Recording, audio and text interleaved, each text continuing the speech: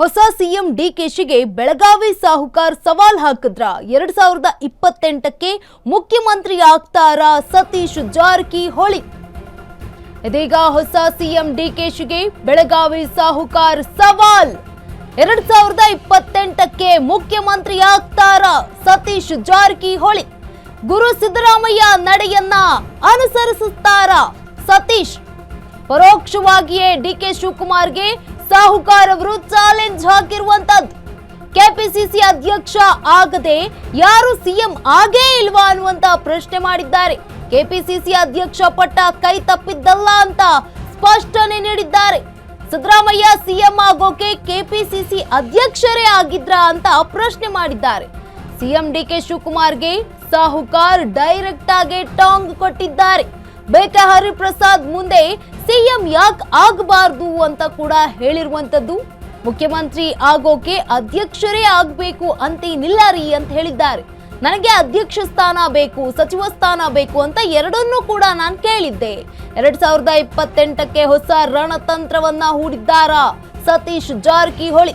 2028ಕ್ಕೆ ನಾನು ಸಿಎಂ ಅಭ್ಯರ್ಥಿ ಅಂತ ಹೇಳಿದ್ದಾರೆ ಬೆಳಗಾವಿಯ ಸಾಹುಕಾರ್.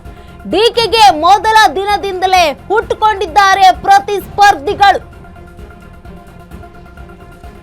ಇದೀಗ ಹೊಸ ಸಿಎಂ ಡಿಕೆಶಿಗೆ ಬೆಳಗಾವಿ ಸಾಹುಕಾರ್ ಅವರ ಸವಾಲು. 2028ಕ್ಕೆ ಮುಖ್ಯಮಂತ್ರಿ ಆಗ್ತಾರಾ ಸತೀಶ್ ಜಾರಕಿಹೊಳಿ ಅನ್ನುವಂತಹ ಪ್ರಶ್ನೆ.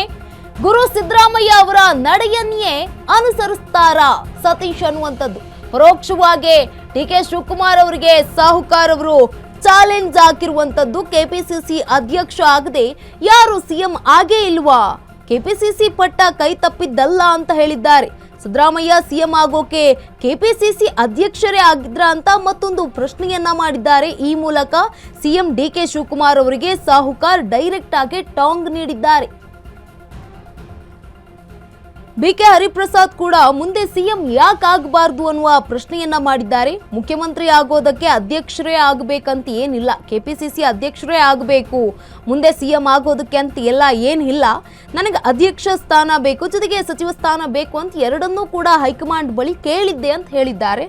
2028ಕ್ಕೆ ಹೊಸ ರಣತಂತ್ರವನ್ನ ಹೂಡಿದ್ರ ಸತೀಶ್ ಜಾರಕಿಹೊಳಿ ಅನ್ನುವಂತ ಆಶ್ಚರ್ಯ ಈಗ ಆಗ್ತಾ ಇರುವಂತದ್ದು ಅವರ ನಡೆಯಲ್ಲಿ. 2028ಕ್ಕೆ ನಾನು ಕೂಡ ಸಿಎಂ ಅಭ್ಯರ್ಥಿ ಅಂತ ಬೆಳಗಾವಿ ಸಾಹುಕಾರ್ ಅವರು ಹೇಳ್ಕೊಂಡಿದ್ದಾರೆ. ಈಗಾಗಲೇ ಪ್ರತಿ ಬಾರಿ ಕೂಡ ಹೇಳ್ಕೊಂಡು ಬರ್ತಾ ಇದ್ರು. ಡಿಕೆಗೆ ಈಗ ಮೊದಲ ದಿನದಿಂದಲೇ ಹುಟ್ಕೊಂಡಿದ್ದಾರೆ ನೋಡಿ ಪ್ರತಿಸ್ಪರ್ಧಿಗಳು.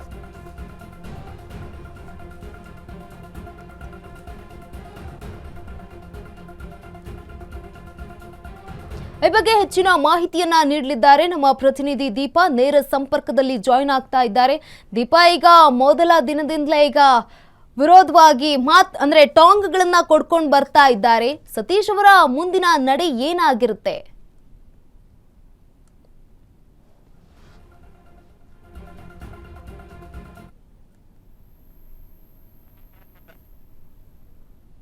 ಮೂಲಕ ಒಂದ್ ರೀತಿಯಾಗಿ ಬೇರೆ ಪರ್ಯಾಯ ಮಾರ್ಗವನ್ನ ಹುಡುಕಿದ್ರ ಅನ್ನುವಂತಹ ಪ್ರಶ್ನೆ ಎದ್ದಿದೆ. ಇದರ ಜೊತೆಗೆ ಸದ್ಯದ ಬೆಳವಣಿಗೆ ಪ್ರಕಾರ ಅಂದ್ರೆ ಕೆಪಿಸಿಸಿ ಅಧ್ಯಕ್ಷ ಯಾರಾಗ್ತಾರೆ ಅವರು ಮುಂದಿನ ಸಿಎಂ ಅನ್ನುವಂತಹದ್ದೊಂದಿಷ್ಟು ಮಾತುಗಳು ಹಿಂದೆಯಿಂದಲೂ ಕೇಳಿ ಬಂದಿತ್ತು. ಆ ರೀತಿ ಸಂಪ್ರದಾಯಗಳ ಪ್ರಕಾರ ಡಿಕೆ ಶಿವಕುಮಾರ್ ಅವರು ಕೂಡ ಇದೀಗ ಸಿಎಂ ಆಗಿದ್ದಾರೆ.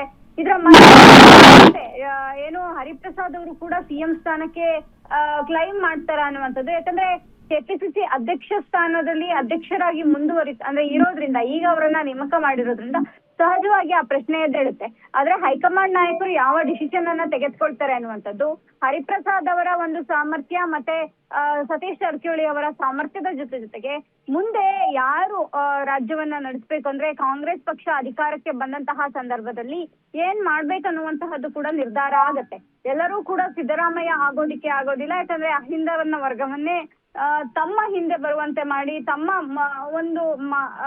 ಒಂದಿಷ್ಟು ಯೋಜನೆಗಳ ಮೂಲಕ ಅಹಿಂದ ವರ್ಗಕ್ಕೆ ಕೊಡುಗೆಗಳನ್ನ ನೀಡ್ತಿದ್ರು. ಅದರಂತೆ ನೋಡೋದಾದ್ರೆ ಮುಂದಿನ ಅಹಿಂದ ನಾಯಕ ಸತೀಶ್ ಜಾರಕಿಹೊಳಿ ಅಂದ್ರೂ ಕೂಡ ಈಗ ಹರಿಪ್ರಸಾದ್ ಅವರ ನೇಮಕ ಮಾಡಲಾಗಿದೆ. ಹಾಗಾಗಿ ಎಲ್ಲವೂ ಕೂಡ ಸದ್ಯದ ಮಟ್ಟಿಗೆ ಹೈಕಮಾಂಡ್ ಹಿಡಿತದಲ್ಲಿ ಇರಬೇಕು ಅನ್ನುವಂತ ನಿಟ್ಟಿನಲ್ಲಿಯೇ ಎಲ್ಲವೂ ಕೂಡ ಆಗ್ತಿದೆ ಅನ್ನುವಂಥದ್ದು ಕೂಡ ಚರ್ಚೆಯಲ್ಲಿರುವಂತ ವಿಚಾರ. ಹಾಗಾಗಿ ಮುಂದೆ 28ಕ್ಕೆ ಏನಾಗುತ್ತೆ, ಪಕ್ಷವನ್ನ ಅಧಿಕಾರಕ್ಕೆ ತರೋದಕ್ಕೆ ಮೊದಲು ಇವರೆಲ್ಲರೂ ಕೂಡ ಶ್ರಮಿಸಬೇಕಾಗುತ್ತೆ. ಅದಕ್ಕೆ BK ಹರಿಪ್ರಸಾದ್ ಅವರು KPCC ಅಧ್ಯಕ್ಷ ಸ್ಥಾನ ವಹಿಸ್ಕೊಂಡಿರೋದ್ರಿಂದ ಯಾವ ರೀತಿಯಾಗಿ ಪಕ್ಷ ಸಂಘಟನೆ, ಪಕ್ಷ ಬಲವರ್ಧನೆಯನ್ನ ಮಾಡ್ತಾರೆ ಅನ್ನುವಂಥದ್ದು ಕೂಡ ಕಾದ್ ನೋಡ್ಬೇಕು ಗಂಗಾ. ಎಸ್, ಧನ್ಯವಾದ ದೀಪಾ ತಮ್ಮೆಲ್ಲ ಮಾಹಿತಿಗಾಗಿ.